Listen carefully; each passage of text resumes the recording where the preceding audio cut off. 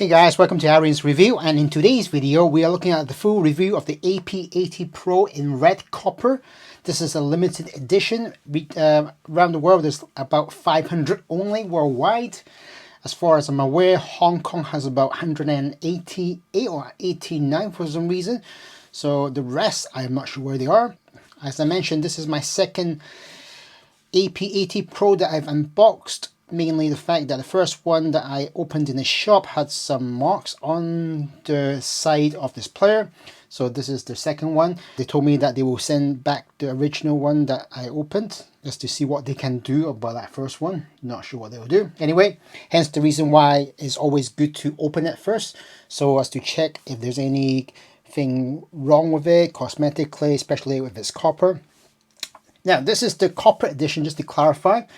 This is possibly the upgraded version. There is, as I mentioned, black, silver, red and blue, and the retail price of this in American dollars is 169 US dollars. But due to the fact this is the copper edition, which should sell a bit more, sadly on the Hidizs website it is not available for you to buy this copper edition. This is not to be mistaken with the AP80 that was the first generation. What is slightly different with the AP80 and this second generation is the fact that this, well, first of all, with the AP80 and the AP80 Pro, it is available in copper. But with the AP80 first generation is also available in stainless steel. One of the more major improvements that you can probably find on this DA, it has dual DAC chip, which is the Hidizs AP Pro houses the ES92180p DAC chips, while the former AP80 had a single ESS9218p DAC chip. So that's what's the main difference with the original and the second generation. The Hidizs AP80 Pro also features two output ports, which is single-ended 3.5mm port and a 2.5 balance port, as you can see from here. So 3.5 and then 2.5 on this side, while the original AP80 only had 3.5mm. The AP80 Pro also features dual DAC, which provides a cleaner and powerful sound output as compared to the former model. The AP80 Pro has a battery life of 13 hours and a standby time of 50 days, while the former one had 15 hours. As you can see, there is a slight improvement with the older one, but the standby time is 35.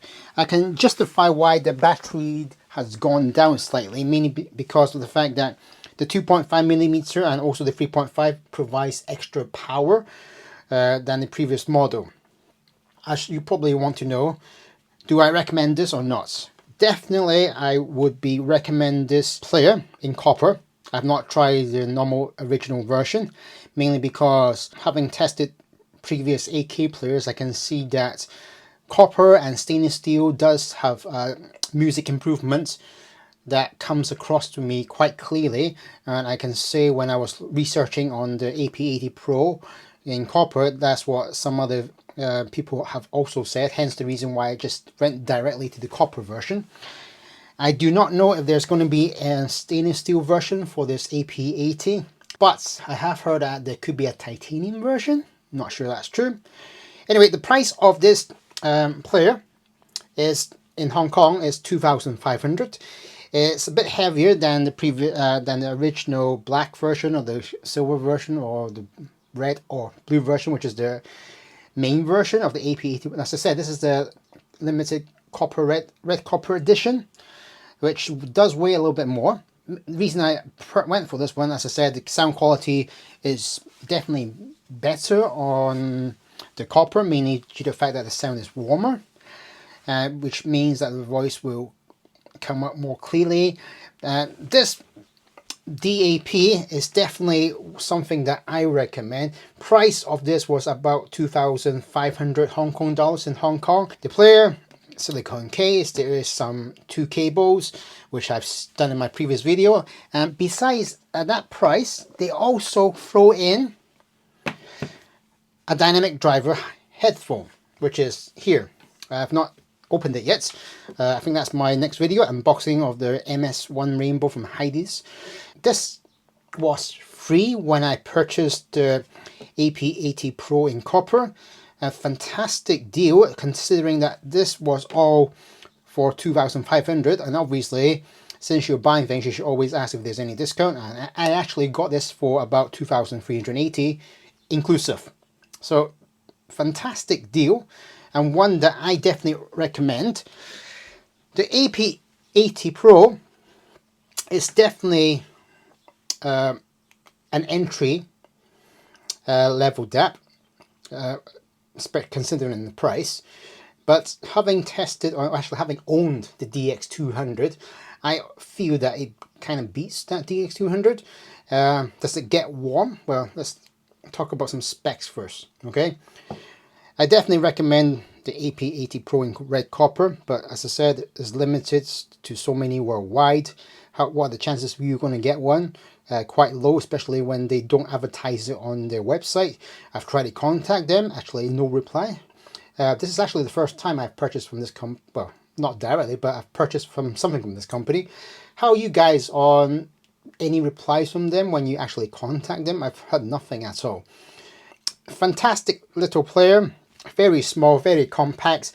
Charging time is 1 hour, and this lasts about maybe 8 to 9 hours for me. I mainly use the 2.5mm balance adapter, mainly because of the fact that it provides the most power to drive my any monitors. I've even tried it with my Z1R using the 2.5mm to 4.4mm adapter that I've done a review of on the DT Hi-Fi company. It drives it decently. Very think about it. You've got the Z1R paired with this, and it's how small and compact this player is. I mean, I've stopped temporarily for this week taking out my SP2000 or my Sony WM1EZ. I do at nighttime. I'm also using this for this whole entire week.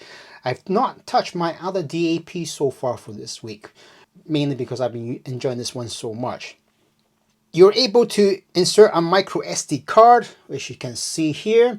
The maximum you can go to is 512 gigabytes, so plenty of space. Internally, there is no storage. It does charge quite quick. 1 hour will charge it quite quickly. Does it get hot? The next thing I would be asking. This player for me does not get hot, except I did have it one time when I was listening to it at night time, and then it was the power was depleting, so I plugged it in and listened to it together. It got quite hot just for that one rare occasion, and that was it. 3 buttons on the side: pause, play, backtrack, fast forward. Volume knob is here, which is quite decent. I would say you do need to have both hands just to be able to change the volume. On the top, there's nothing much. I have done some screen protector. As I said, copper does have oxidization, and as I said, I will recommend that you probably wrap it up if possible. I've not done the full proper wrapping it. You can see here I've done a small screen protector just to protect the major parts. I am going to get hydrogel gel as to fully do the whole body by myself, and I've ordered that from AliExpress. And yeah, fantastic DAP. The AP80 Pro in red copper is definitely recommended for me due to the fact that it has the potential power to drive all your any monitors.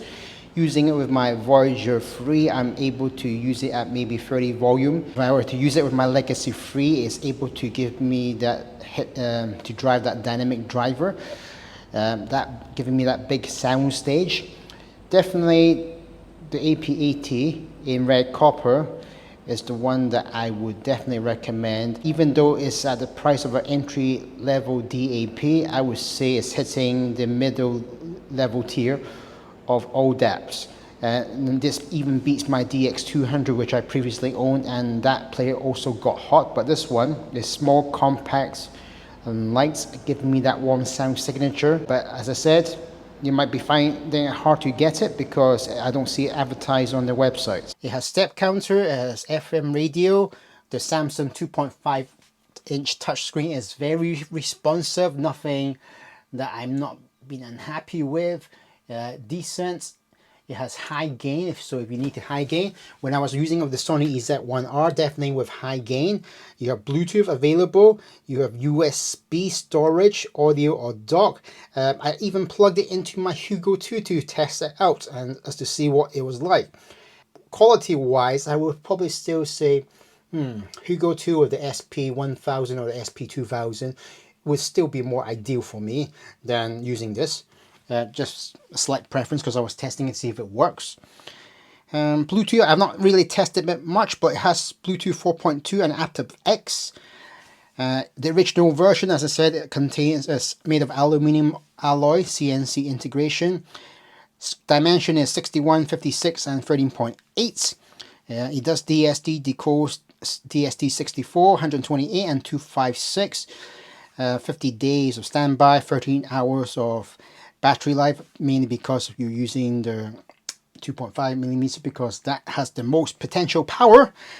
As I recall, 190 milliwatts of output power, while on the 3.5 is 70 milliwatts, which is a fantastic small player that does have superb power as to drive your any monitors.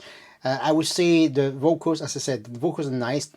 Definitely drives your any monitor quite well. Has the power and does the bass very well. Very deep, the power coming out from your any monitor that you'll be using. The AP80 Pro and copper is definitely recommended for me. Due to the fact that the price, first of all, I recommend it. Well, I asked my friend to go and test it. As soon as my friend tested it, he actually also purchased one himself. He actually also owns the SP2000 as well, so he knew what he knew what I was going into. But yeah, he purchased it straight away after hearing what the price was and how good this player was. Obviously, definitely something that you should probably take your time in looking at. But sadly, the copper edition is not available on their website. User interface is quite straightforward, which is what I'm going to demonstrate now. Power is definitely hard hitting. You definitely get all the power coming out from this little beast, and the vocals are definitely strong, and so is the bass. It's just deep sounding what this produces, and something that I would definitely recommend. But only if this is the copper edition. In regards to the normal edition, I would say if I were to go back with my experiences of the other players, such as the AK380, having owned 2 or 3 versions of it, and also the SP1000 having owned 2 or 3 versions of it, copper does make the sound warmer, which again with the power that this little player provides does drive it to a good degree, such that I'm enjoying the vocals and also the hard-hitting bass of what this little player can do. And also the weight, definitely. And you can't compare the SP2000 in regards to the weights. Obviously in clarity the SP2000 comes out a bit more. Power, definitely this is really strong, and I've been mostly using of the 2.5 millimeter connector. Alright, let's do a bit of user interface. So what you turn on, you see this is what you get. At the moment 75% charge. It says USB 2.0. 1 hour will be enough to charge it. Obviously if you turn it on and play it with it, it might take a little bit longer because you're also depleting the power. Go up like this, and then you've got the player. You've got FM radio. It should be working from both sides, just to clarify. At the moment, I definitely works on 3.5 millimeter for me, but the 2.5 there is some problems, which is not a major for me. So I'm not going to take it back because I'm really liking this. My friend also tested it with this one, and he says that it does work with him on both sides. We have a step for exercise. Obviously, we have Bluetooth as here, which have not done much with Bluetooth. We have system settings, we have about, languages, music database updates, brightness, backlight time, color theme, font size, USB mode, button operation, timer settings, idle timer, sleep timer, battery percentage display, standby, inline remote, recording steps, lock volume knob, screensaver settings, restore factory setting, and firmware update. There's no firmware update yet because I was thinking of doing a firmware update to help me with the radio problem. Maybe that was the problem. But as I said, I don't use it much. About the information, you can see I've bung in a 200 gigabytes from my... I've taken actually the one from my SP2000. Obviously internally on that machine it's got 512, and remember this machine doesn't have any internal storage, so that's the reason why I bunged in a 200 gigabytes. And my friend has also purchased a 512 gigabyte just to complement it today. Right, FM radio only works when you plug something in because it uses an antenna. For me 3.5 works, and then 2.5 doesn't work. Don't know, not a major problem for me. Bluetooth, you can turn it on and then you can search device name, HB-Link. You can actually connect it using your phone, which I've not tried much. So you can stream across, I think. Step, nothing much. It's got, you can record your steps if you want. Player, you can see here we have various ways of getting in. I prefer putting my stuff in files. You can do all. You can do albums if that's your thing.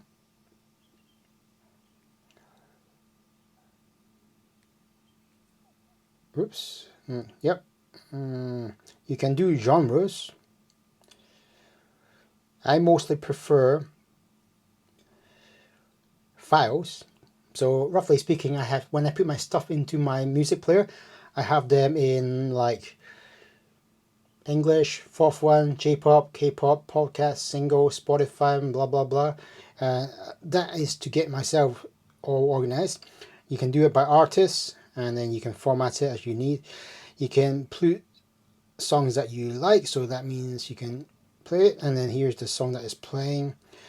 Quite straightforward. You can go to Hidizs on the update DSP, MSEB. There's equalizers that you can change if there's anything that you think is not suitable with your current IEM, so that you can modify it. You can do play settings as I mentioned, and you can exit, of course. So yeah, a fantastic player that I do recommend.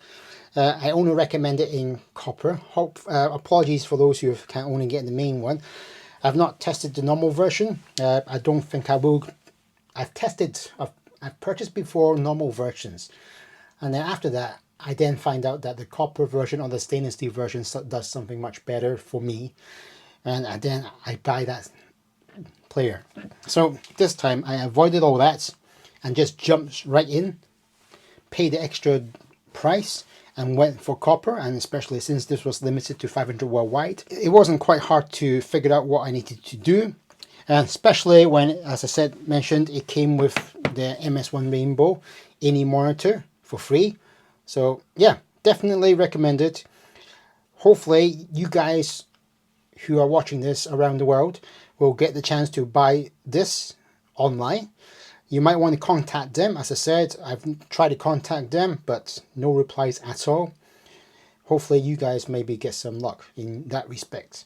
Anyway, that's all for now. The AP80 Pro Red Copper Limited Edition. Fantastic little player. One that I have been using all the time this week. Very compact and small. And it comes with this silicone case. I would have preferred a leather case, but who's complaining when it comes with something that already protects it, saves me having to buy anything extra. So anyway, hope you've enjoyed this video. Definitely recommend it. Thank you for watching, and see you again in the next video. Stay safe, guys. Bye.